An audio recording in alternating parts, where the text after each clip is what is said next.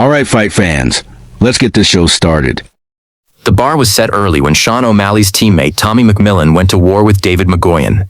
3 grueling rounds, non-stop violence, and a decision win that left McMillan heading straight to the hospital. Dana was blown away, saying he'd rarely seen anything like it. At one point, it looked like someone's head was about to snap clean off, but McMillan never tapped. Unbelievable heart.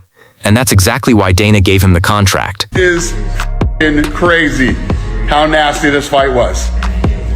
His head was spun around the other way. I don't know if I've ever, other than Rose Namajunas getting dropped in her head and maybe a couple other times where somebody looks like they're getting spiked and, on their head and, in a scramble in wrestling. I thought somebody's head was gonna fucking pop off like this kid tonight. He didn't tap. If this is just the first fight of the night, imagine how crazy the rest of the card got. And crazy it was. While Dana usually keeps contracts limited, he shocked everyone by handing them out to nearly every winner on the card. Even Cesario Alexuk, brother of UFC middleweight Mashal, punched his ticket with a brutal TKO.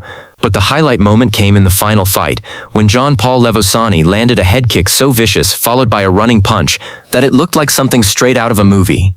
That's how you stamp your UFC future. The Contender Series is proving again why it's the most dangerous job interview in sports. Now let's shift to Colby Covington.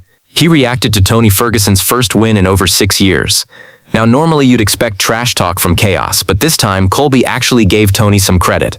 Still, he didn't hold back his real advice, retire on a high note. Colby warned that if Tony steps back in again, it'll only end in heartbreak. Friends, I don't know, it went so many different ways. We were friends, we were enemies, we were friends, and then we were enemies again. It was just, but Team USA, brother, happy for him, super congratulations to Tony for actually winning a fight. Even though it was against some influencer that has no combat sports experience, a win's a win. My advice to Tony is, quit while you're ahead and ride off in the sunset. Go enjoy time with your family, brother. If you get back in there again, you're going to get hurt. And no one wants to see you get hurt, Tony, because we like you. No more hits to the head, and no reason to give Ducklip Gagey a run for his money for King of CT. A rare moment of respect from Covington, but also a harsh truth Tony's fans might not want to hear. Speaking of harsh truths, Michael Bisping had one for Dylan Danis, except this time, it wasn't an insult. After Danis shocked everyone with a 15-second submission win at Misfits 22, Bisping admitted on his podcast that he was impressed. In fact, he went as far as saying he wouldn't mind seeing Danis inside the UFC. Because I was going to go in order. We were going to talk about Tony Ferguson, but we're talking about Dylan. He DM'd me a while ago, giving me shit. And I just wanted to remind myself what he said. So I looked at it. He's got 6 million Instagram followers, right? I don't know if he's bought a ton of those or what, but he's got a healthy following. And the question that I'm going to ask is, because I don't know if you saw it, Paul, but he tapped his opponent out in 15 seconds. I saw. Which, regardless, whatever you want to say about him or whatever, it was impressive. I mean, the guy made a stupid mistake being a boxer and then kind of dipping his head and kind of half shooting. Of course, Dylan's going to wrap it up. But even still, very, very high level skill. The question that I'm going to ask you, Paul, is, because this is what he's pushing for, do we want to see Dylan Danis in the UFC? I'll say, I kind of do. I don't. Bisping just being real, or is this the setup for something bigger? From surprising wins to inspiring comebacks, Ben Askren is showing us the definition of resilience. After nearly losing his life to pneumonia and a severe infection that forced a double lung transplant, Askren was left unable to walk. But now, in an emotional video, he's jogging again. Look at you, let's go, son.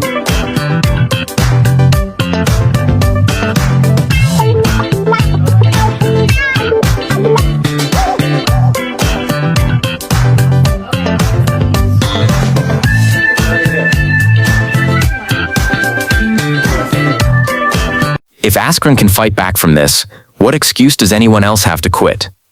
Meanwhile, Alexander Volkanovski decided to have some fun. Teaming up with the unscripted show, he pranked one of his biggest fans, making it look like he suffered a serious neck injury mid-grappling. The fan panicked, nearly in tears, until Volk revealed it was all a setup. You do a bit of jiu-jitsu, right? Show him what you got, bro. Come on, man. What's up, man? That's all right. Are you good? You alright, bro? Yeah, just the neck. Oh, sorry. Nah, that's not your fault. I just got a cortisone in it. You got ice? Jordan, can you move, bro? That was my fault, I was shooting. I shouldn't have done that. Yeah, just the neck. What the fuck, man? Boy, Josh, call his manager. Hulk's injured his neck. What do you want us to do? The nerve down the arm. What the fuck, man? Bolts, can you come speak to him for a second?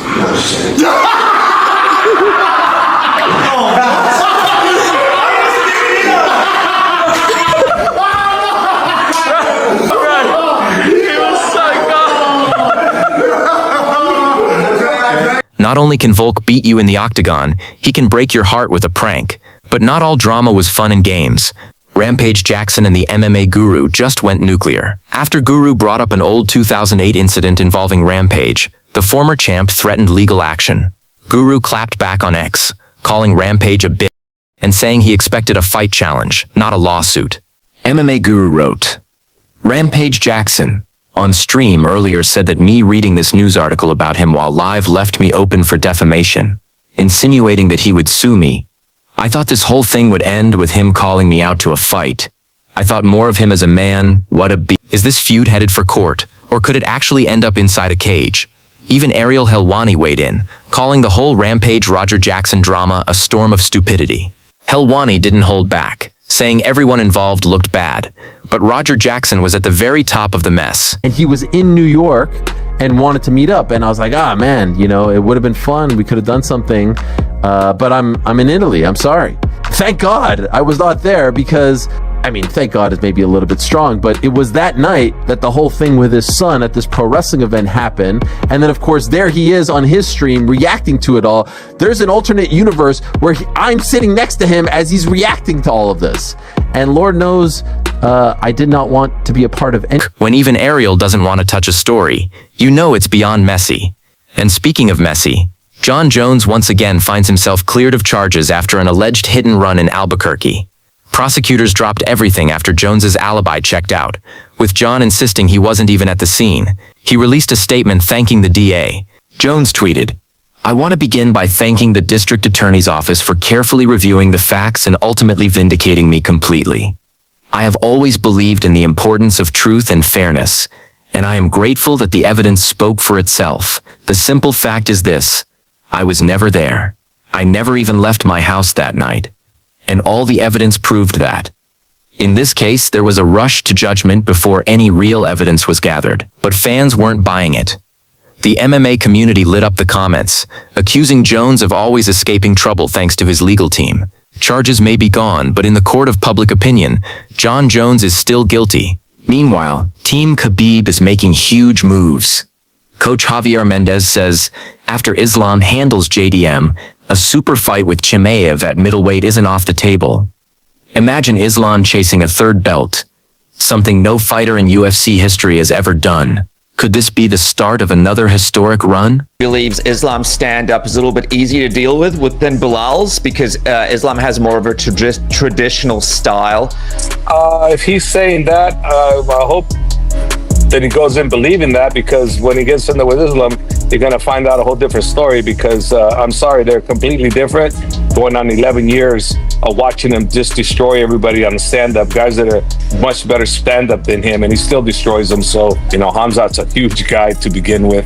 And I just say let him enjoy his great victory, and let's see what happens from there. But there's a lot of fish for him in the other divisions, And what I think is, I think he defends the title at welterweight and see how he feels there. And if he feels strong and comfortable, then play it in the air. But I think he needs to stay at welterweight and defend it a few times there, to become even more respected, because then you're not just jumping up in weight. You're sticking there and you're doing your thing. That's all for today's update. If you enjoyed the content, make sure to like, subscribe, and stay locked in for more breaking MMA news.